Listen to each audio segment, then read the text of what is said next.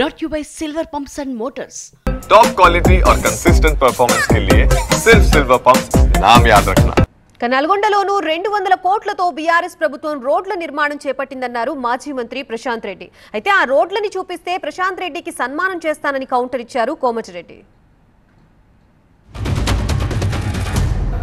వారి constituency head quarter Nalgonda district head క్వార్టర్లో 200 కోట్ల రూపాయలతో నేనే స్వయంగా పోయి శంకుస్థాపన చేసి నేను 2 సార్లు విజిట్ చేసి 200 కోట్ల రూపాయలతో అలా డిస్ట్రిక్ట్ హెడ్ క్వార్టర్లో తన కాన్స్టిట్యున్సీ వెంకన్న కాన్స్టిట్యున్సీలే పనులు కంప్లీట్ అయినాయి సార్. 200 crores తోటి సార్.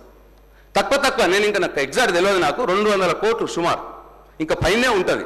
ఇక పనులు కాలేవు, నేను రిపేర్ చేసిన గుంతనే వేయలేదు ప్రశాంత్ రెడ్డి అని నా క్యారెక్టర్ని అసోసినేట్ చేస్తే ఎట్లా సార్? అన్యాయం కదా సార్ ఇది.